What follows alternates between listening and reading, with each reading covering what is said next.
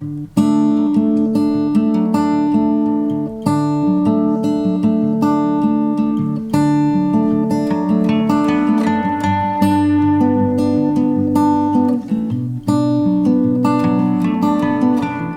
आज़ाद अल्पसंख्यक आर्थिक विकास महामंडल को 500 करोड़ रुपए देने की मंजूरी कैबिनेट ने दे दी है। इस बात से क्या कुछ फायदा होगा ये समझने की कोशिश करेंगे। अंजुमन इस्लाम कॉलेज की प्रिंसिपल हमारे साथ हैं। मैम, ये जो 500 करोड़ रुपए दिए गए हैं, कितना फायदा होगा इससे अल्पसंख्यकों को? फर्स्ट ऑफ ऑल तो थैंक यू सो मच कि गवर्नमेंट ने इतना सोचा और 30 करोड़ से सीधा 500 करोड़ पर आए हैं, तो हमारे बच्चों को बहुत फ़ायदा होगा। जो बच्चे आगे पढ़ना चाहते हैं, जिनके लिए बहुत सारे हर्डल्स हैं, उनके लिए ये बहुत फ़ायदेमंद है। और हाल ही में 4 तारीख को जो है हमारी एक मीटिंग हुई थी और एक बहुत बड़ा प्रोग्राम हुआ था, जिसमें हमारे प्रेसिडेंट डॉक्टर ज़हीर काजी सर भी थे गेस्ट वहाँ पर, और उन्होंने भी बहुत सारी चीज़ें की है, बहुत बधाइयाँ दी है, बहुत खुश हुए हैं कि हमको ये चीज़ें मिली हैं और ख़ासकर माइनॉरिटीज़ को, तो बहुत अच्छी बात है। लेकिन अगर एज ए प्रिंसिपल मुझसे पूछा जाए कि यहाँ ये कहाँ तक होगा, तो इसमें गवर्नमेंट बहुत सारी स्कीम्स निकालती है, बहुत सारे फंडिंग होती है, बहुत सारी स्कॉलरशिप्स होती है, लेकिन देखा यह गया है कि बच्चे इससे अवेयर नहीं होते। तो कहीं ना कहीं हमको ये सब चीज़ों से बच्चों को बताना है, मतलब इसको कैसा ज़रिया बनाना, वो हमको सोचना है। ये हमारी जिम्मेदारी है, ये प्रिंसिपल्स और स्कूल्स की जिम्मेदारी होती है, ट्रस्टीज़ की जिम्मेदारी है कि उसको अपने अपने मैनेजमेंट अपने अपनी स्कूल तक कैसे पहुंचाए। ये पहला है। दूसरा, जो हम फॉर्म भरते हैं, जब ये अभी मैं जूनियर कॉलेज के प्रिंसिपल हूँ, अगर मुझे बोला जाए कि 5th स्टैंडर्ड के फॉर्म थे, 8 के फॉर्म्स है, 10th स्टैंडर्ड है, 12th के जो हमको स्कॉलरशिप मिलती है, वो फॉर्म्स तो हम भरते हैं लेकिन हमको स्कॉलरशिप नहीं मिल पाती। उसका रीज़न ये होता है कि उनके जो डॉक्यूमेंटेशन होते हैं और उसकी जो चीज़ें हमको देनी होती है, जैसे कि उसमें मेन होता है इनकम सर्टिफिकेट्स, वो बच्चे नहीं प्रोवाइड कर सकते। उसका बहुत हम कोशिश करते हैं, सेंटर्स पे जाते हैं, सेंटर्स लगाते हैं, यहाँ के कॉरपोरेटर है, एमएलए है, हर कोई हमारे लिए मदद करता है, लेकिन प्रॉब्लम ये होता है कि बच्चा उसको फुलफिल नहीं कर पाता है, क्योंकि बच्चों के पास में वो डॉक्यूमेंटेशन का पूरा डॉक्यूमेंटेशन पूरे नहीं होते। उनको अगर हमको इनकम सर्टिफिकेट बनाना है तो वो कहाँ से बनाएगा? वो हॉकर है, वो जो है एक घर में काम कर रहा है, एक कंस्ट्रक्शन साइट पर ईंट उठाने का काम कर रहा है। हमारे पेरेंट्स वैसे हैं, तो वो पेरेंट्स वो चीज़ें कहाँ से लाएंगे? तो गवर्नमेंट ने ये बहुत अच्छा काम किया है, लेकिन साथ में अगर थोड़ा सा एक जो करेक्शन कर दे, डॉक्यूमेंटेशन जो है वो उसमें थोड़ा सा अगर फैसिलिटी उनको दे दे, तो मैं समझती हूँ कि इससे बहुत ज़्यादा लोगों को फ़ायदा होगा और हर बच्चे का ख्वाब पूरा होगा। एजुकेशन लोन 20 लाख तक देने की बात की गई है। इसे किस तरह से देखती हैं आप? क्या अमाउंट महंगाई के हिसाब से और होना चाहिए या 20 लाख इनफ है? क्योंकि आप एजुकेशन सेक्टर में हैं, तो क्या एक विद्यार्थी को अपनी पढ़ाई पूरी करने के लिए जिस स्कॉलरशिप की ज़रूरत है वो 20 लाख इनफ है? 20 लाख इनफ है। बहुत अच्छी चीज़ है कि 20 लाख तक का अमाउंट हमारे बच्चों को मिलेगा, लेकिन वहाँ पर भी वही सवाल आ जाएगा डॉक्यूमेंटेशन का, और वही वहाँ पर भी उतनी छूट थोड़ा सा बच्चों को दी जाए, क्योंकि आज हमको पढ़ना है, पढ़ाई बहुत महंगी होती जा रही है, चीज़ें बहुत महंगी होती जा रही है।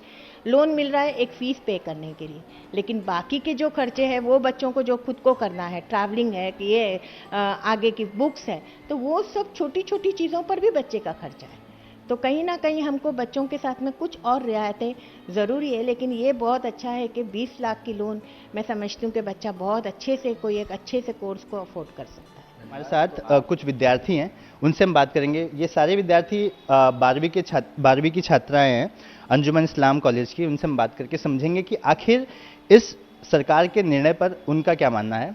आज मतलब जिस तरह की कैबिनेट की मंजूरी आ गई है 500 करोड़ को लेकर, आपका क्या मानना है? जी, ये जो स्कीम आई है बहुत अच्छी है, बहुत ही सही है। हम लोगों के लिए तो ये बहुत अच्छी है, बट जो बच्चियां होती है, जैसे जिन लोगों के पेरेंट्स काम नहीं करते हैं या खेती मजदूरी करते हैं, उन लोगों के लिए थोड़ा सा डिफ़िकल्ट है। बट नहीं, हमारे पेरेंट्स हमें सपोर्ट करके ये तो करवा ही देंगे। बट जो इस तरीके से जो भी ये जो सिस्टम आया है, ये बहुत ही अच्छा है। हमें सुन के बहुत खुशी हुई कि ये सिस्टम हमारे लिए आया है, हम आगे बढ़ सके, हम आगे बढ़ के कुछ कर सके, इसलिए ये सिस्टम आया। तो ये सब चीज़ करना तो बहुत ही सही है, बहुत ही अच्छी बात है। आपका क्या मानना है? पहले तो 30 करोड़ था सरकार के उससे मौलाना आज़ाद के लिए, पर अभी 500 करोड़ हो गया। इतना बड़ा गैप आ गया है।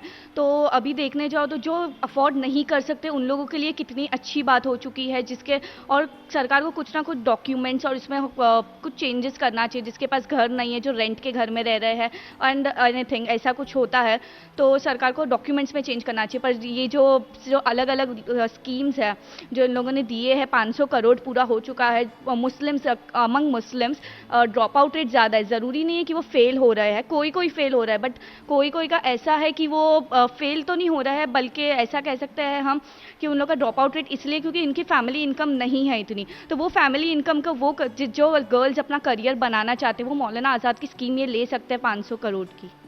तो बच्चों ने काफ़ी अच्छा मुद्दा उठाया कि जो ड्रॉपिंग की परसेंटेज हैं वो ज़्यादा इस वजह से हैं कि हर कोई फेल नहीं हो रहा है, लेकिन कई लोग मजबूरी में छोड़ रहे हैं क्योंकि उनकी फाइनेंशियल कंडीशन ठीक नहीं है। आपका क्या कहना है? मेरा तो यही कहना है कि मैं फर्स्ट ऑफ ऑल ये बात सुन के बहुत खुश हुई हूँ कि इतना रेज कर दिए price for the people who can study, specially girls. And in our community some everyone think that they don't allow to study and all, but no, there are very few of them those who think girls don't need to work, they just have to do household work. But no, we can study and we will work hard for them. हमारे साथ जमीयत उलेमा के president हैं, उनसे हम बात करेंगे। Sir, ये जिस तरह से आपने ये सरकार का आदेश देखा कि अब 500 करोड़ रुपए दे दिया गया है, 2000 में, साल 2000 में इसकी स्थापना की गई थी, तब से सिर्फ 30 करोड़ रुपए आवंटित किए गए थे। 31 अगस्त को पूरे महाराष्ट्र के 36 अजला का एक डेलीगेशन देवगिरी बंगले पर नायब वजीर आला अजीत दादा पवार से मुलाकात किया और माइनॉरिटीज़ के जितने इश्यूज हैं उसके ऊपर लगभग 2.5 घंटे तक डिटेल बातचीत हुई कि माइनॉरिटीज़ के ये इश्यूज हैं और आप जब ये चाहते हैं और सरकार जब ये चाहती है कि इसको मेन सिस्टम में लाए, लेकिन इसके बावजूद कोई चीज़ कारामद नहीं हो रही है। जैसे मौलाना अबुल कलाम आज़ाद कारपोरेशन का मसला हो, वक्फ बोर्ड का मसला हो, इसी तरीके से स्कॉलरशिप का मसला हो और इसी तरीके से वक्फ प्रॉपर्टी का मसला हो और इसी तरीके से रिजर्वेशन का मसला हो। तो उसके बाद 21 सितंबर को नायब वजीर आला के दैलान में मंत्रालय में पूरे डिपार्टमेंट के साथ, पूरे डिपार्टमेंट के सेक्रेटरीज के साथ जमीयत उलमा महाराष्ट्र की एक डिटेल मीटिंग हुई। तकरीबन वो भी 2.5-3 घंटे चली और उसके अंदर ये सारे इश्यूज उसके अंदर आए कि मौलाना आज़ाद कारपोरेशन को कैसे डेवलप किया जाए जिसके ज़रिए माइनॉरिटी की तरक्की हो और उन तक स्कॉलरशिप पहुँचे। हमारे जो डिमांड थे वो टोटल 8 डिमांड थे। ये इसको अंग्रेज़ी में भी है, उर्दू में भी है, सारी चीज़ें हैं। उसमें जो डिमांड में ख़ास तौर पे बात ये थी कि 2 चीज़ें हैं कि आप पसमानदगी की बुनियाद पे मुसलमानों को रिजर्वेशन दीजिए। तो हमने 2 तरह की बात रखी। आप मराठा समाज को रिजर्वेशन दे रहे हैं, हमारा कोई एतराज़ नहीं, हम उनके साथ खड़े हैं, लेकिन मुसलमानों का जो प्लस पॉइंट है वो अलग है, उसको ज़रा बारीकी से समझना है। वो ये है कि सच्चर कमेटी, रंगनाथ मिश्रा कमीशन, जो सुप्रीम कोर्ट ने कहा है कि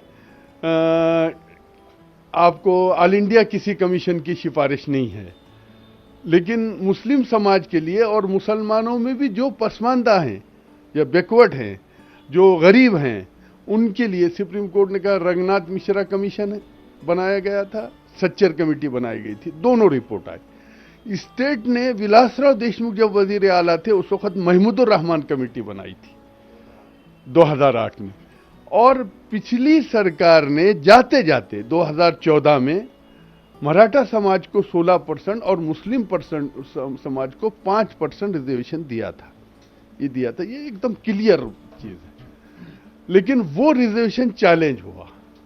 चैलेंज होने के बाद भी बंबई हाई कोर्ट ने मुस्लिम समाज के एजुकेशन के रिजर्वेशन को बरकरार रखा और मराठा समाज के दोनों रिजर्वेशन को रिजेक्ट किया। लेकिन सरकार ये कर रही है।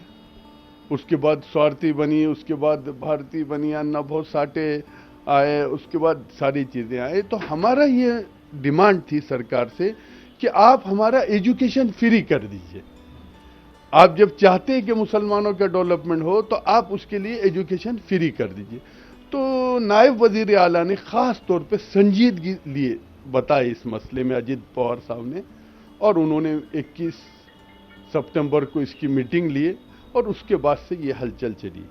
और उसकी ये पहली कड़ी है। पहले उन्होंने एजुकेशन के एक स्कॉलरशिप के नाम पे जो बाहर मुल्क में बच्चे पढ़ने जाते हैं उसके लिए एक बजट उन्होंने डिक्लेयर किए कि जो भी माइनॉरिटी के बच्चे बाहर तालीम के लिए जाएंगे उनके लिए हम इतना इतना बजट मुख्तस कर रहे हैं। दूसरा ये कि मौलाना अबुल कलाम आज़ाद कॉरपोरेशन को 500 करोड़ रुपए उन्होंने दिए। हम जमीयत उलमा महाराष्ट्र का अध्यक्ष होने के नाते मैं उनका और पूरी कैबिनेट का शुक्रगुजार हूं कि उन्होंने एक अच्छा कदम उठाया। तो आप सुन रहे थे जमीयत उलेमा के प्रेसिडेंट हैं जो सरकार के इस आदेश का स्वागत करते हैं। साथ ही उन्होंने कहा कि जो काफ़ी गरीब तबके के लोग हैं उनके लिए एजुकेशन फ्री होना चाहिए और सरकार इस तरफ सोच रही है और ये सरकार का पहला बेहतरीन कदम है। कैमरा पर्सन संतोष ड्यूटे के साथ सूरज ओझा, इंडिया टीवी, मुंबई।